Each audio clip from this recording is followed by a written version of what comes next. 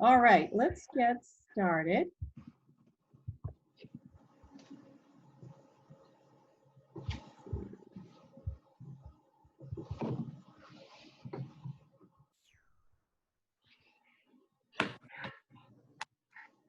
Let's start with, so this is social media engagement, is it marketing? And we're so thankful that you guys came here and are joining us, and we hope to give you some really valuable information or content, as the social media lingo is. But first, what I'd like to do is start with a mindfulness exercise. This is a way of reconnecting with yourself, helping you identify what it is you want to get out of this meeting, and just opening up your capabilities to being able to um, learn more. So there's a lot of evidence that being grateful and thankful and um, uh, setting your goals can help you learn much more easily. So if you'd all sit back for a moment and take a break from this, sort of just relax into yourself, do a body scan, notice where you're tight, and relax that areas of your body. And then what I'd like you to do is just sort of relax whatever you can. Take a deep breath, and as you exhale, imagine water flowing, this really nice water flowing down um, through your body or around your body, and just relaxing you. It's kind of like that warm shower that just feels good, but it's just completely flowing all over you. And take another deep breath. And as you exhale, just imagine that water going through you and just relaxing down through your head, swirling around, taking any thoughts, so that you're just present. You're just more like a tree rather than a human being with all these thoughts and things that you need to get done. Just relax. Allow that flowing, golden, warm water to flow down through your neck and down through your chest and down through your belly. And then down through your pelvis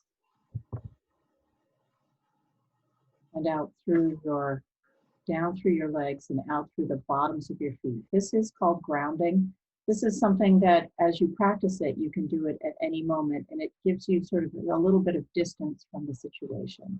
So it's a really helpful skill to have, to use. So the next thing is, think for a minute, what is it that you intend to get out of this meeting? What is it that you came here for? What questions do you want answered?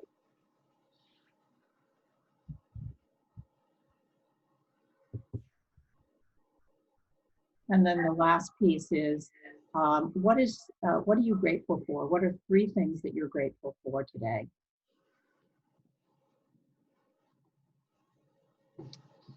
And then thank you for this opportunity for us to be together, to learn about social media marketing, and to answer the questions that people might have. Amen.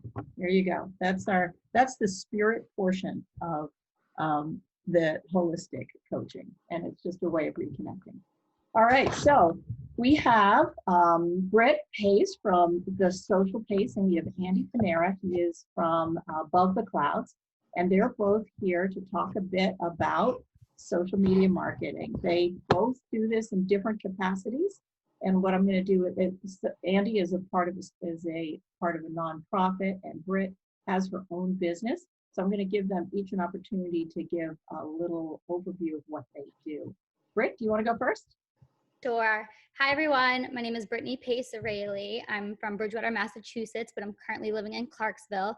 I run The Social Pace social media management. We manage it, businesses, Instagram and Facebook accounts, as well as help with websites as well.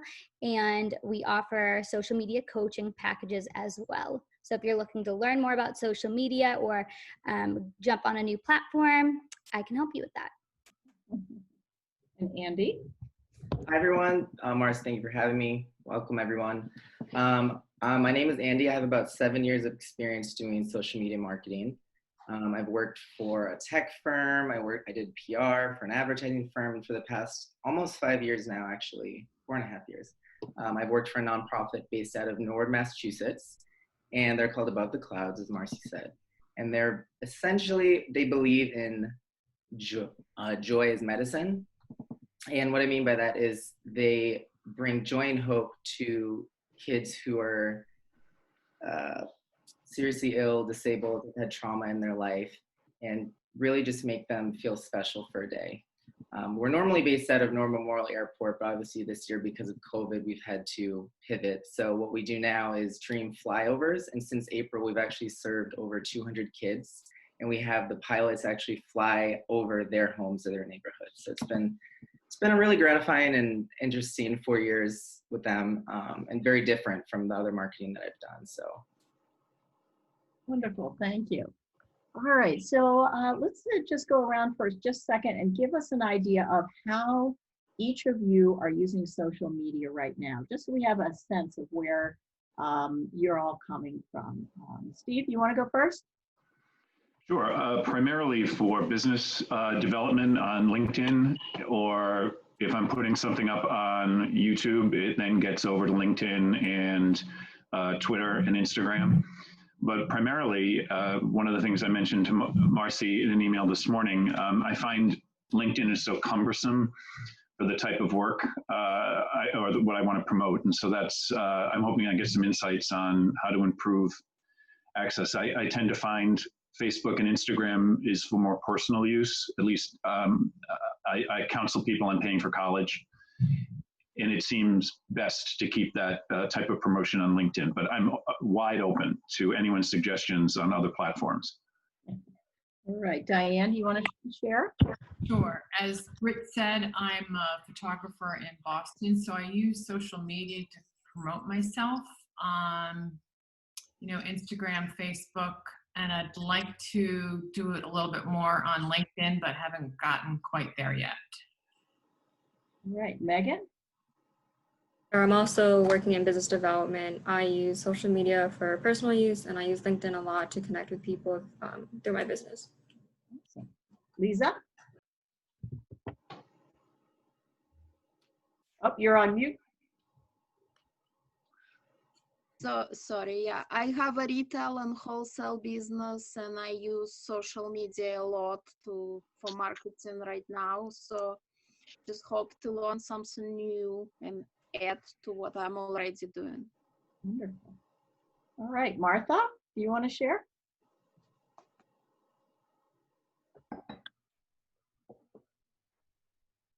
All right, Carol, how about you? You're on mute. Crystal, you want to share? Hi, I own a salon in Bridgewater, Mass, and actually Britt has helped me with my social media. So I am looking to just enhance my skills with that. Wonderful. Raphael and Nancy, we are just saying a little bit of how we're using social media marketing. So if you want to share, please go ahead, Raphael. Good morning, everyone. My name's Raphael. I'm with MetLife Auto and Home. I'm actually part of the networking group USA in Rainham, and I'm kind of the social guru for that. But as far as the social media stuff, I mean, I basically, because MetLife is corporate, I mean, we only have a couple of. I can't utilize a lot of the the social aspects, like, let's say TikTok or Snapchat.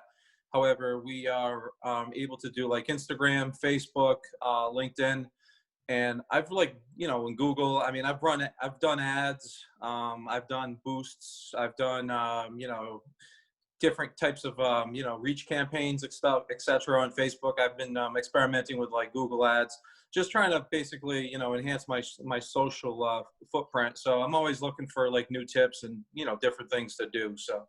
Wonderful. Thank you for coming. Nancy, do you want to share where you are? Sure. Good afternoon, everyone. My name is Nancy. I am a founder for the Dolls of Beautiful Shades. It's an online store where dolls of color are sold to promote diversity and to teach children of color to embrace their beautiful skin tones and hair textures. So I'm looking forward to this session. I would like to know how I can engage my audience and kind of learn different strategies on how to utilize the social media platforms. Thank you. Wonderful. Okay. So tell me a little bit, Britt and Andy. So what are the first things when someone starts a media, what are the first things that they need to know in order to be able to target their social media to the appropriate clientele? I can start on that just based off what I was just listening to that. Raphael, I think his name was. I remember he was saying that he's on a lot of different things and he's trying to really maximize his social footprint on as much as possible. That is good, but especially if you have a big social team where you can really divvy out the duties to different ones. However, one thing I would say is, or the first thing I would understand is you don't want to necessarily waste your time on all the social media platforms because you really want to understand who your audience is and then go there. So if you're targeting Gen Z, TikTok, Snapchat. If you're targeting millennials, maybe more towards Instagram and Facebook. Baby boomers, definitely LinkedIn. So that would be the first tip of it, or first piece of advice that I would give. Yeah, and to go off of that, I made that mistake and wanted to be on every single platform at once, and it's so overwhelming. And that's where when you try to be on everyone, you can't give your all to that every single platform. So I encourage you to find what platform works best for you. Look and see where your ideal client resides. If that's Facebook, if that's Instagram, if that's TikTok, get on there, build connections. You want to post valuable content and start connecting with those people. So the first is to know what your ideal client is and to know where they live and what kinds of topics what's important to them, what their pain is, what it is, why they would buy your services. I think that's a really, really important thing. Then that's a great tip. I think one of the other tips is you may not be wanting to expand into a lot of social media, but you may want to claim the name.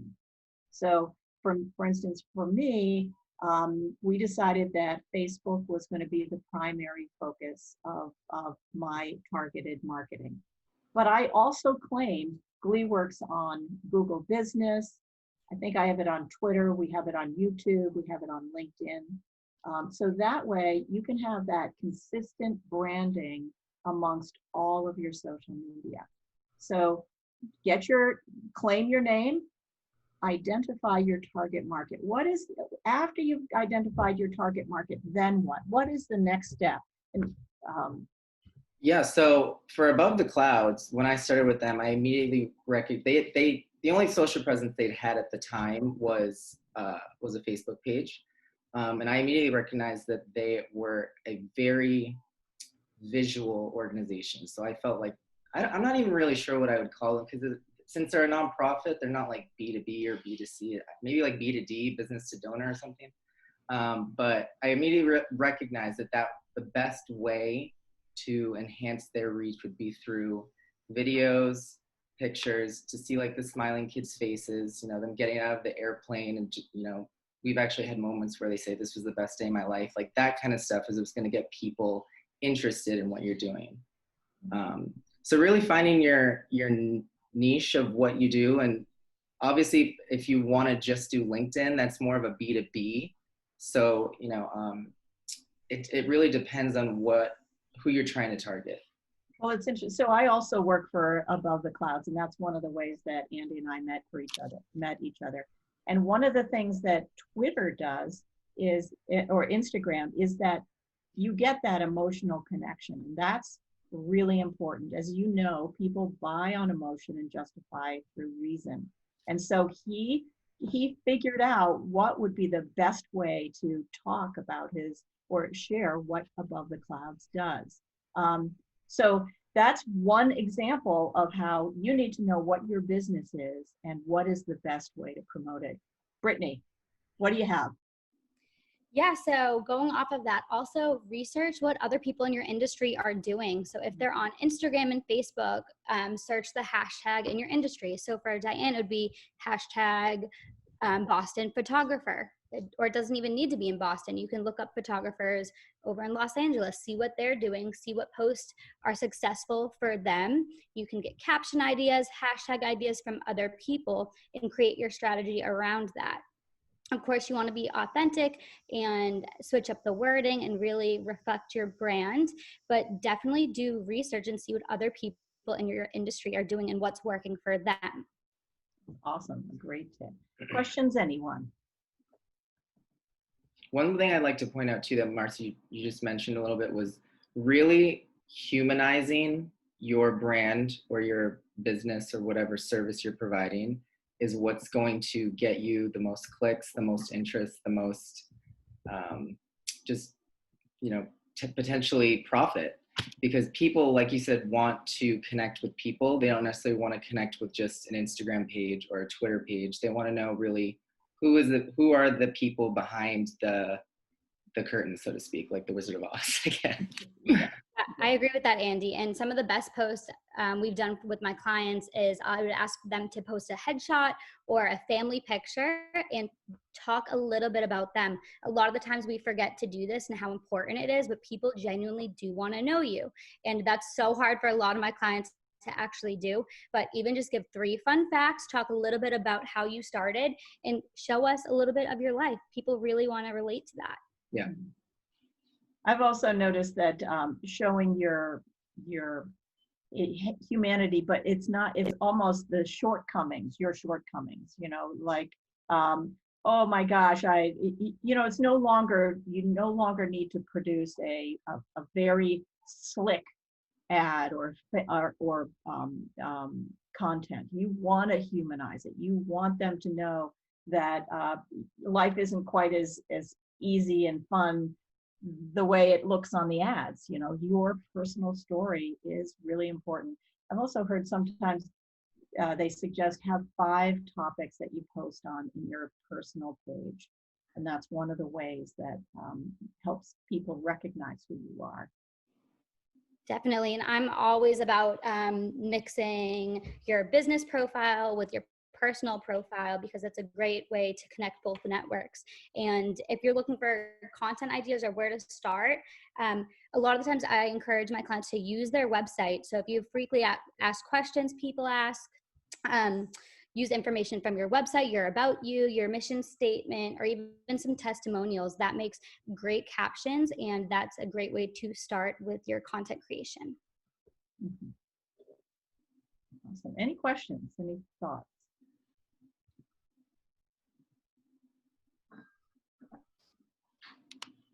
We're too good, Britt. Yeah. Okay.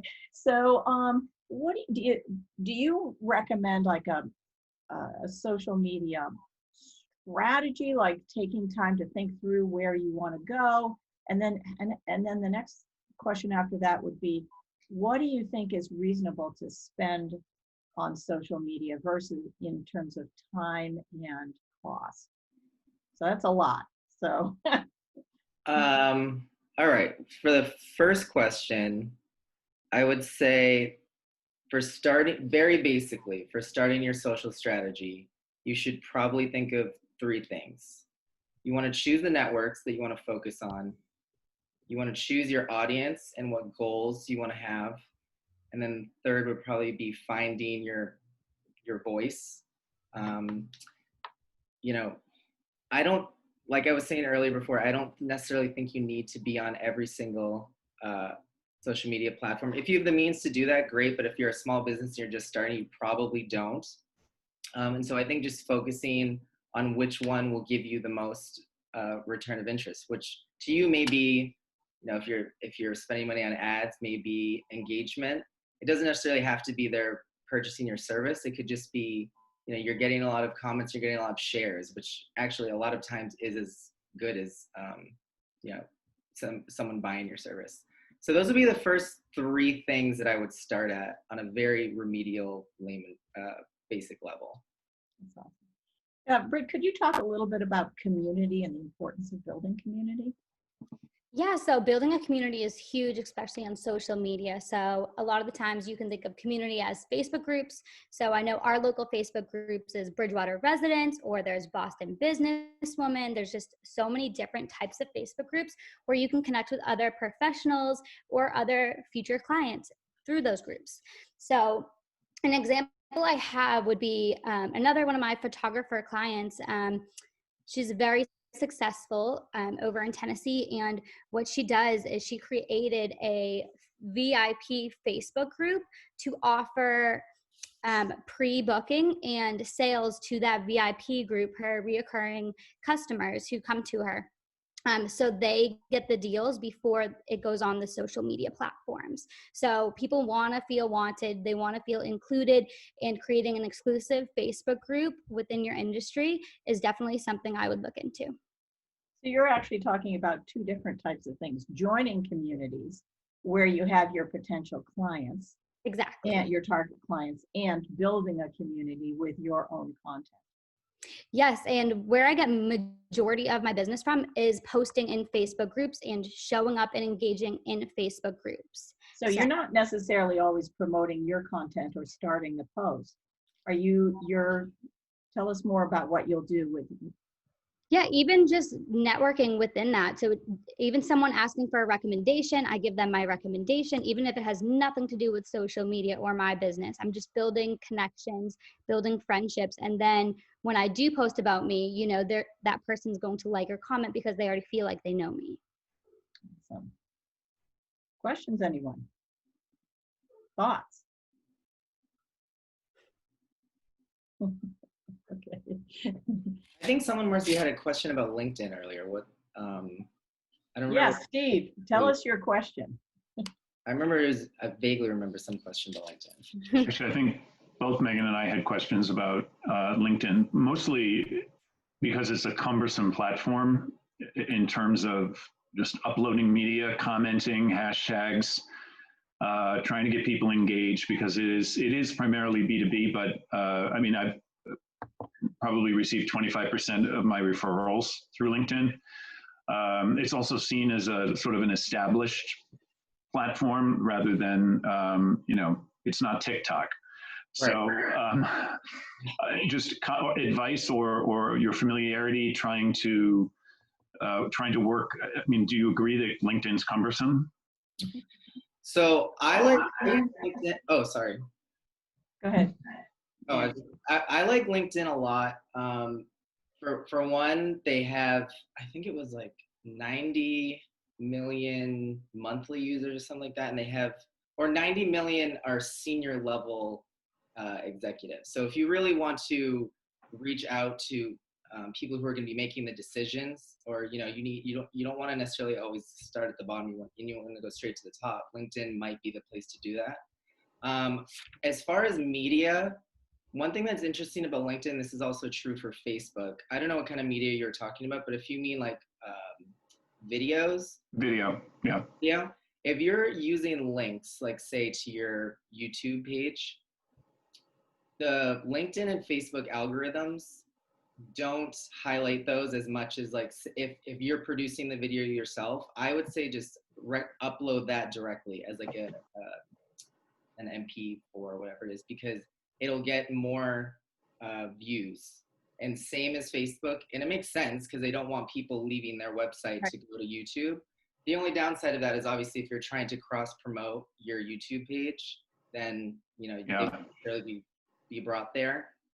And another thing about uploading videos is when it uploads, it's automatically not going to be producing sound.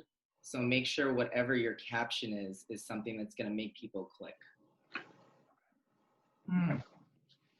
Thank you. Usually I recommend like 90 seconds for videos like that. But. Right. So, and there's also the capability to have subtitles put on your videos, and that will often increase the retention rate.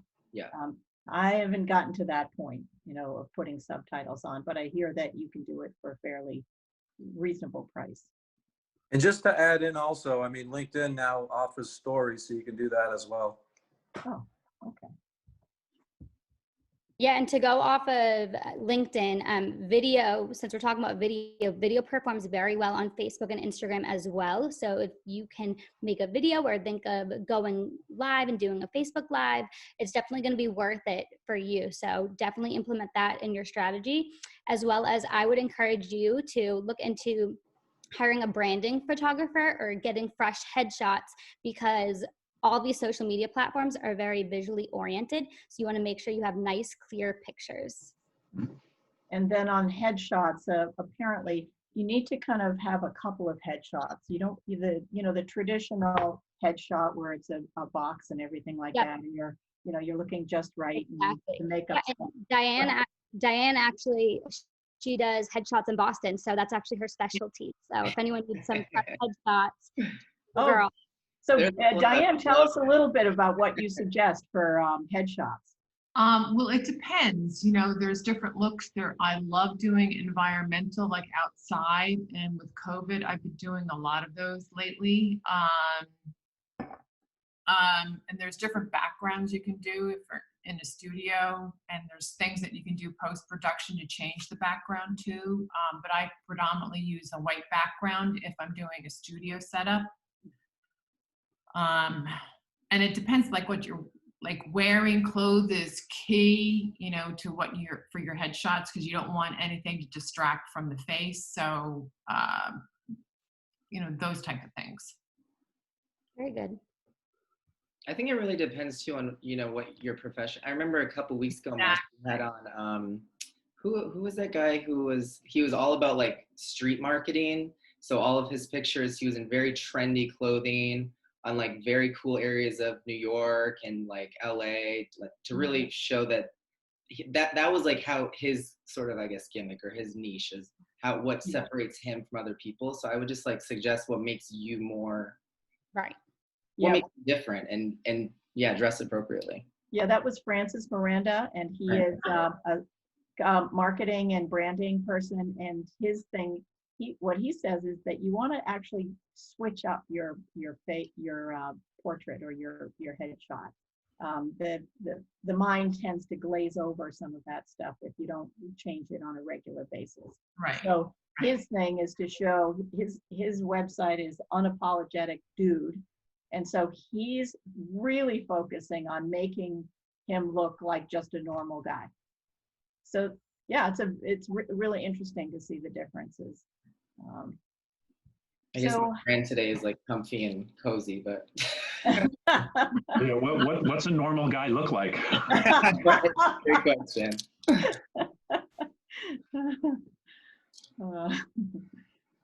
So tell me, give us some ideas of how much time we should be spending on social media, like time or money or whatever. Like, give us some understanding of that side of things. Because, you can consume your entire day on social media, which if you're trying to avoid something, it's great. Right. Well, in my opinion, I spend all day on social media, but it really depends what industry you're in and what profession you have, because I would say a few hours a day, and a lot of that time you want to I would set one day aside for content creation for the week or for the month. And what I love to tell my clients to do is use the tools available to you. So there are many softwares available to you that will actually schedule your post. So if you sit down on one day and create your content for the whole month and schedule it, it will go automatically. So that frees up the rest of your month. So I really think there's some awesome tools available for you to do that. And the key to getting followers and building relationships is engagement. So it's researching your location, researching hashtags, and showing up on these platforms with your great content, adding value, and building relationships and engaging with people. Yeah, I think one of the tools you're probably referring to is Hootsuite. Do you use that, Britt? I actually use Sendable and later in Plannable. Okay. Not to take away, our jobs, but that is something that you can use as well, that, Yeah, and it's a few dollars a month. Like if it's not in your budget to hire someone like us, definitely look into that. Yeah, that's what I was going to say, just going back to, it really depends on how much time you have. Like if you're doing this alone, I would definitely say schedule some sort of, use some sort of scheduling program, and really, really try and just focus on a couple at a time and build your brand that way, because then you can very easily transfer followers and engagement to other ones. Exactly. And quality over quantity. I would rather see thought about posts that you've spent time on and really worked on than just sharing something irrelevant. So when you say to spend a day creating content, so give us an idea of what that might look like, and like what are the different types of content that you want to be, I mean, you don't want to be selling every time you do a post. So. No, so less selling, but what I envision is sitting down on a Sunday afternoon, dropping all of my photos I've taken over the past month or years, dropping it into the platform, which is called Later. And then, so having a drive full of photos to use from, and then dragging and dropping it onto the calendar and creating a caption based on that photo, or let's say going to Google and finding a quote that I love, or finding it off Instagram that relates to my business or me as a brand, and then creating a thought about caption with that quote, and then scheduling all of this content in for the month, so then it frees up the rest of my month. So I thought that was impossible to do. And then I think Britt started a few for me, and then it was like it just took off, and I had all of these ideas, and they're, they can only, if they're in Facebook, they're only really a paragraph. So you could break up one sort of big idea into different pieces and post that going forward. Exactly. And I feel like with creating content, it always seems very daunting and overwhelming. One thing I like to do every year with one of my coworkers is we go through the entire year, usually in January, and we'll look at each month to see, any fun holidays, any certain days that are unusual that maybe you could create a post for, or stuff like that could really just start your brain going and give you like cool creative ideas of what to post on those days. And then you can do videos, you can do quotes, you can do pictures. But that's, I feel like, always a general format that I use at start that gives me an outline, and that allows you to look at the whole year too, which is nice, instead of just doing it week by week. Yeah, I agree. And there's a lot of national holidays you want to be aware of, and that's a great way to schedule those in. And then the rest of your month is a little bit freed up, and you feel almost at ease because you're showing up on social media with thought about posts that add value to your audience.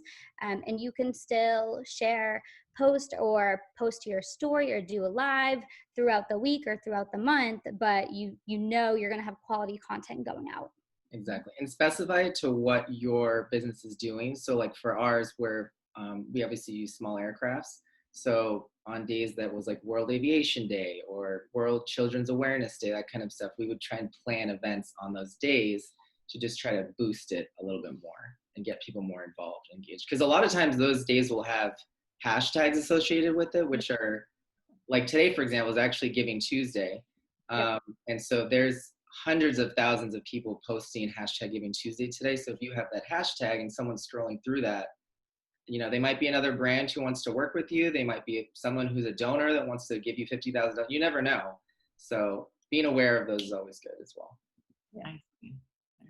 Yeah, and I think, you guys bring up Andy, that's a great point. Giving Tuesday is, there's probably some prep posts that you also want to do with your followers, right? Oh, yeah, absolutely. I mean, we, for the past week, have been just kind of constantly reminding people about it. And today we sent out an email blast. But we do it every year, and it's always interesting to see how we've attacked in years past compared to now. Mm-hmm. But I would just say keeping it in the forefront of people who follow you's minds is key. And I think one of the things that I'm learning still and especially now because of COVID and everyone being at home, is that we think if you're sending out too much content, at least in the past is what I thought, then people are going to start tuning it out. But I feel like now, I don't know if you agree, Britt, I feel like now it's actually important to send out even more than you would think, because everyone is at home, everyone is on their computer except for healthcare workers, and they're just seeing so much stuff. So to cut through that clutter, you really have to be sending stuff out more often, but also making it quality. Yeah, I do agree somewhat with that. How I like to explain it to my clients is think about all the emails you get. And when you get an email every single day, it's redundant. And guess what? It goes into spam. When it's valuable once a week, once a month, whatever it may be, right for you, it's worth spending more time on less than having something redundant going out daily. So let's switch over to followers and friends and that sort of thing. Can you give us some tips on how, like if you start out, you probably have maybe 150 to 200 followers, maybe that. I guess the average is about 155. So can you speak a little bit about increasing your reach in these social medias? Yeah, so one thing that I did when I first started with them is since they're an aviation-based organization, I figured maybe a lot of people who would potentially donate or be interested in them would also be interested in aviation. So I just started going through Twitter and Instagram and hashtagging aviation and following influencers of aviation. There's actually one person right now who we're in talks with. His name is Trevor, and he's 16 years old, and he's about to be the youngest person to fly around the world in March. So we're trying to get some sort of, thing going with him. And I found him through Twitter. So really just whatever your industry is, search those people who are like the titans in that industry. And you're not necessarily going to get in contact with them. Like, I don't think, the Virgin Mobile guy is going to hit us up anytime soon, but who knows, maybe he might, but really just looking into those places and then building from there. Yeah, and to go off of that, an example I like to use, let's say for Instagram, is if I'm a wedding photographer, I'm thinking, where is my ideal client residing? What are they doing right now? Well, before they hire me, they're probably going to be picking out their dress. So I'm going to hashtag wedding dress boutique, or let's say Alexander's boutique in Boston. So I go to their Instagram page. I looked at their tagged photos of people saying yes to the dress. And now I'm following those girls. I'm liking their photos and I'm building connections with them saying, hey, I'm a wedding photographer. Take a look at my account and let's see if we can follow each other. And then what about reviews? Like testimonials? Testimonials, reviews, Huge. Yeah. So talk a little bit about that. Testimonials are great. So every time I finish working with a client, I automatically send them a link, my Facebook link, my Google business link, and ask for a testimonial, because that's helping your credibility as well as giving you something to use for your content. So even if you have a great picture of you or your business or the outside of your shop, you can use the testimonial as a caption or even do a case study based on that testimonial. So there's so much you can do, and don't feel bad about asking for a testimonial. Sometimes I'll even Facebook message prior clients and just say, hey, I loved working with you. If you can take 5 minutes and write me a review, it would mean the world to me. So testimonials are huge for small businesses. Even going out to a restaurant or a local shop, if you can leave them a testimonial, please do, because it really does help. Yeah, I mean, Britt pretty much just said it all. I agree with everything you just said. I have on Above the Clouds, I have them put it on their very first page on their website, because like we said earlier, it's humanizing your brand. It's all about building personal touches, and people really do connect with people. I know we keep saying that, but that's what's really, especially for small businesses, that's what's going to help you grow. So very important. Long story short. So Raphael has an interesting challenge, and this isn't unique to many, and that is that you have corporate content, right, Raphael? Yes, correct. So what, I mean, basically, I've been doing, I try to do a lot of even like personal stuff. I run like, 'cause I play indoor street hockey, so I run a Facebook page for that.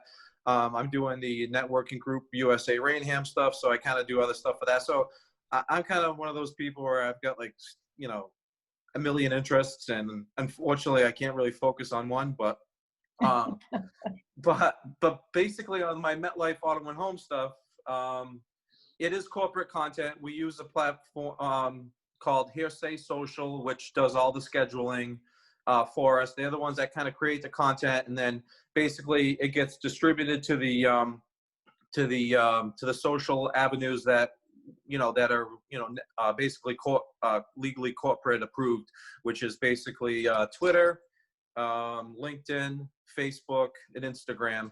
And by the way, anyone feel free to follow me and send me some likes. I'd greatly appreciate it. But We will. but yeah, so that's what I got to kind of deal with. A lot of times what I'll do screenshots of the corporate approved stuff, and I'll share it to stories on Instagram and Facebook, and now I'm doing it to LinkedIn as well.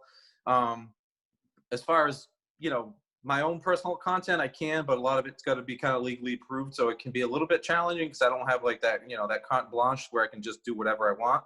Right. For some of us, that's good. Yeah.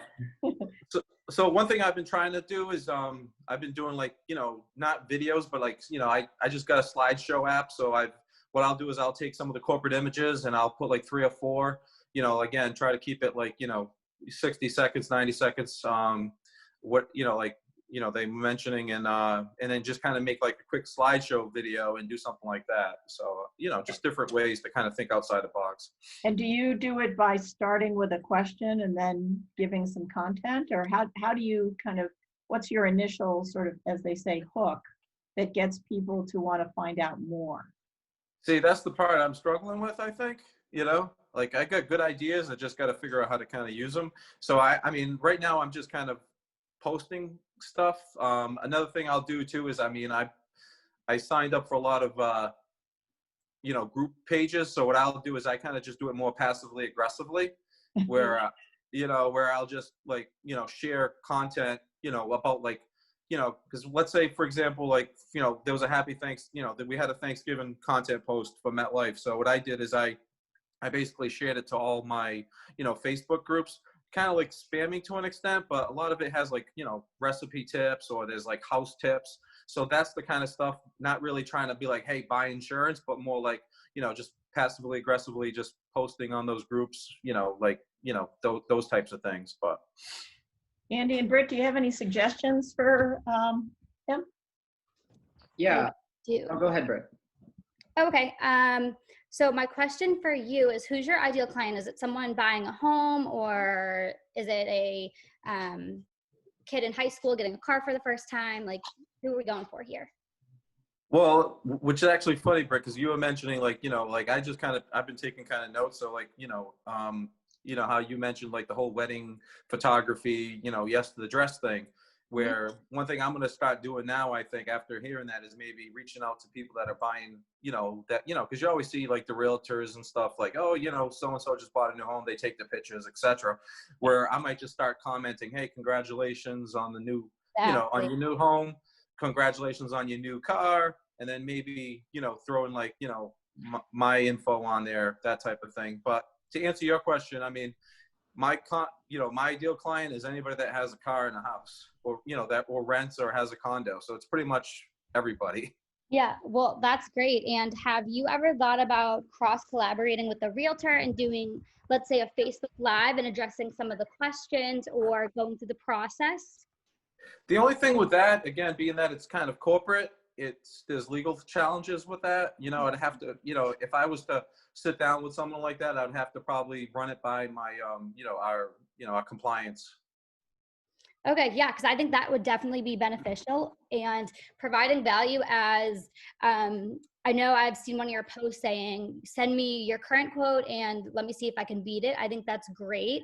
And if you can build those relationships on Facebook and Instagram, again, using those hashtags and location research and then doing a post just simple as that. Message me your current quote and let's see if I can beat it. I think that would be really successful for you.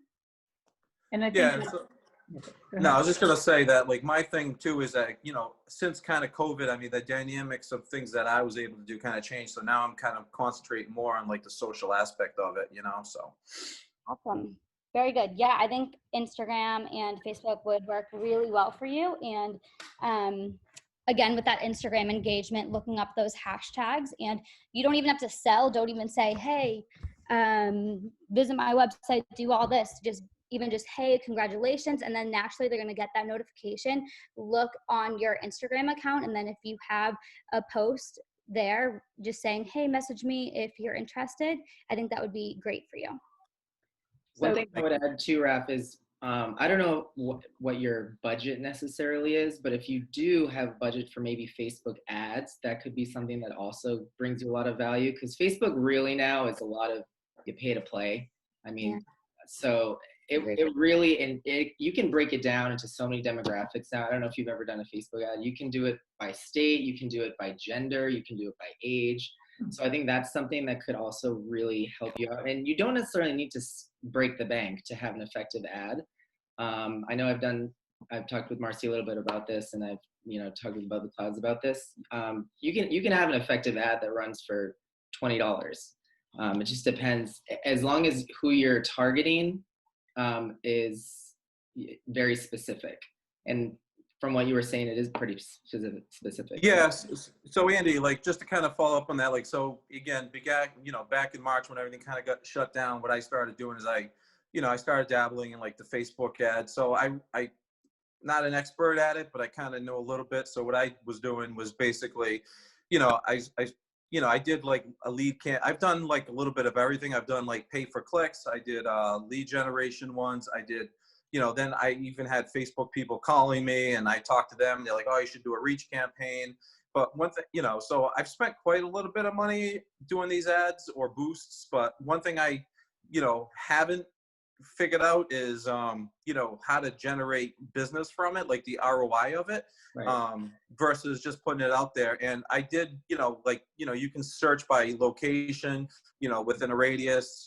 We do a lot of corporate accounts. So like I was looking up people that, let's say, work at Bank of America or work at Citizens. So, so I kind of had it, somewhat targeted to, or different areas. Like I was looking for business out in, let's say, Leominster, Massachusetts, or Fitchburg, Mass, or, Boston, or et cetera. So I would, select those cities, et cetera. So I've kind of done a little bit of it, but haven't got any ROI from it yet. So that's kind of, what I got to kind of figure out.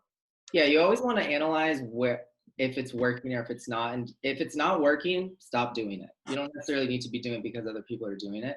If a cheaper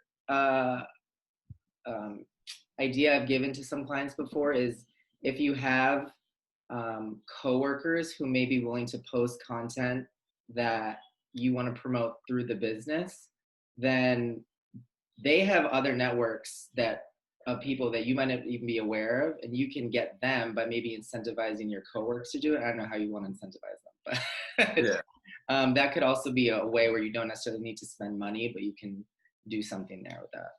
Right. Getting shares is really important. It is.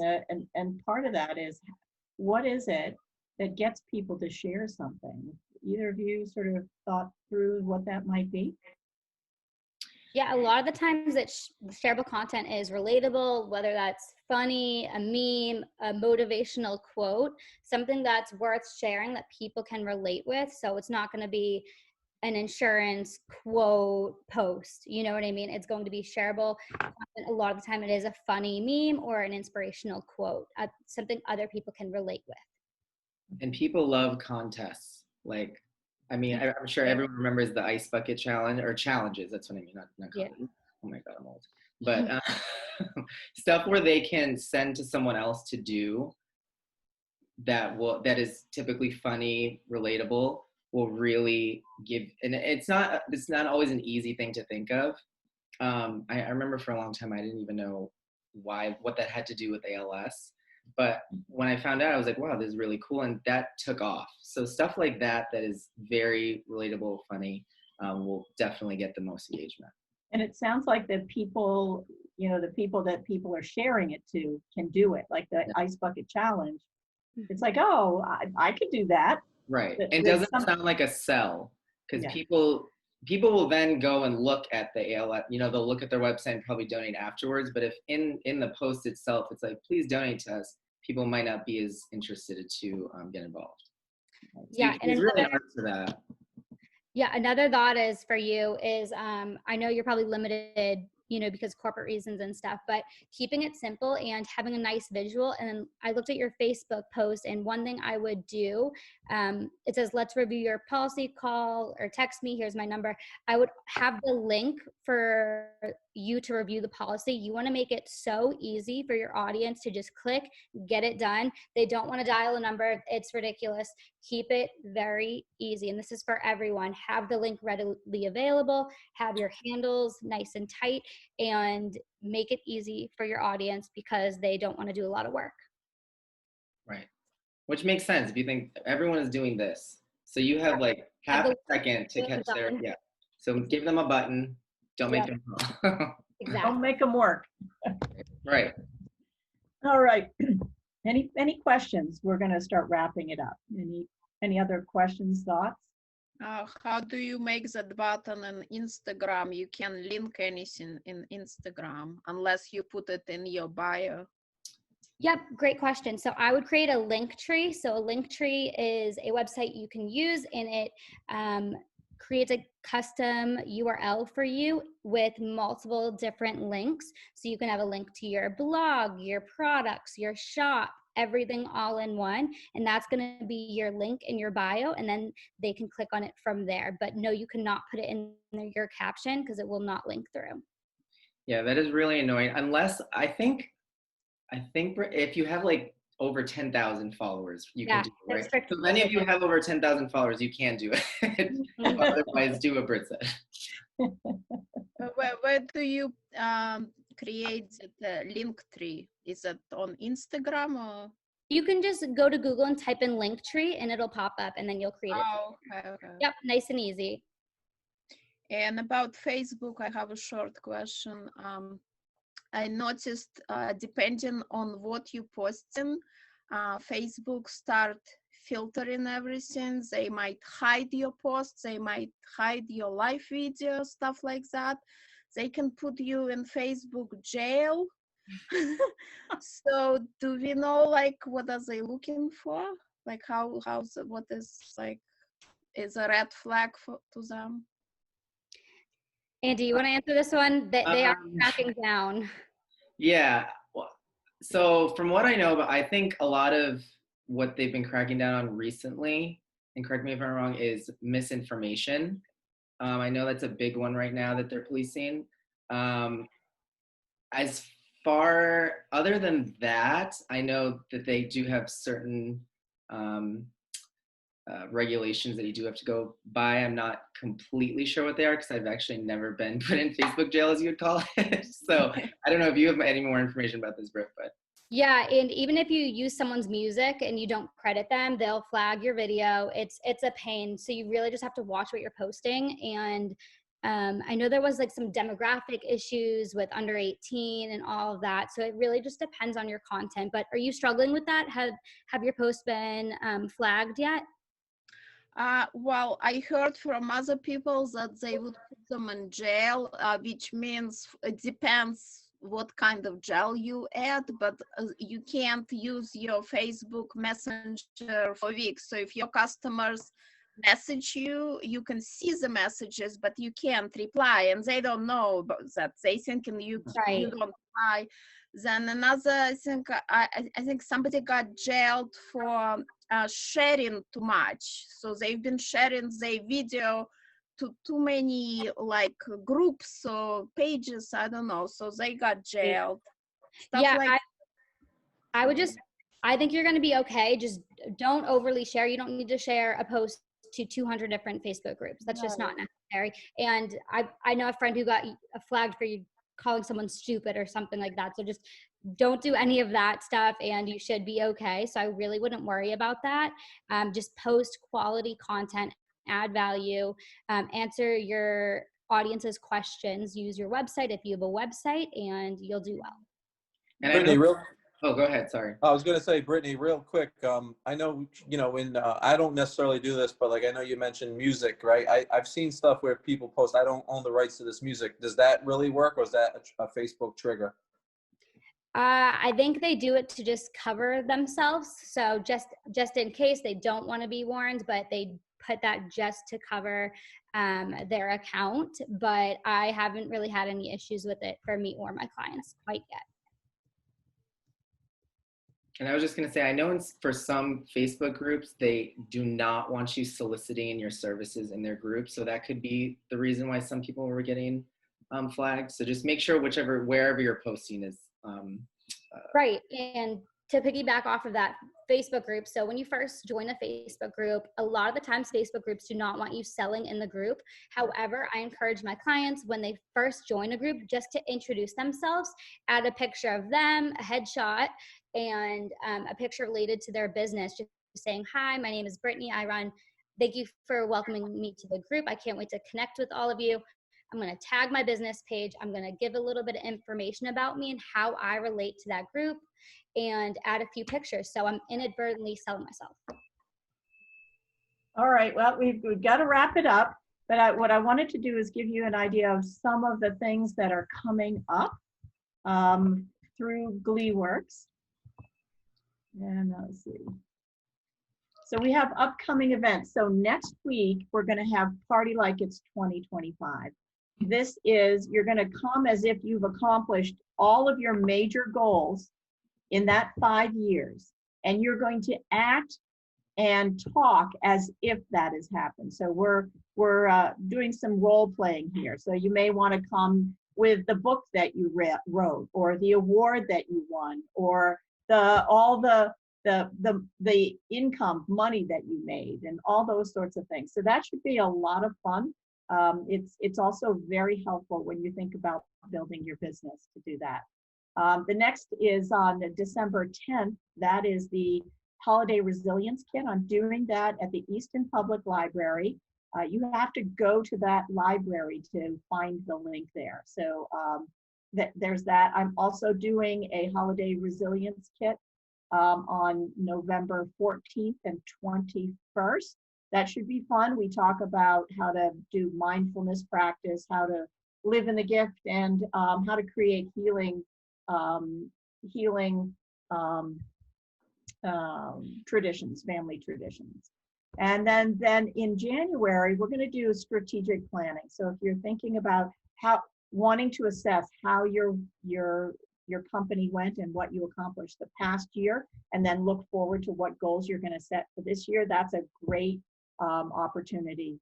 That will be at least on January 12th. Depending on the interest, we may have a workshop. So that is, give me an idea if you want that. And the last is this social media group. Britt and Andy have a ton more to talk to you about and share with you. And we'll get down to some of the nitty gritty about what your plan is, where you want to go. And so that's going to be January 19th. That will start at 12. We're thinking that may run longer than just 1 hour. So we hope you'll join in. Let us know about that. Haven't posted it yet, so we'll be posting it, and we'll let you know about that. And then the last and most important is the information page. If you want to get in touch with me or Britt or Andy, here is that information. Of course, I have everybody's information, so if you just want to contact me, I can forward that information. All right. Well, thank you everyone for coming. This has been awesome. It's been really informative to me, which is what I love about these. And if you have any questions, reach out, and we look forward to talking with you.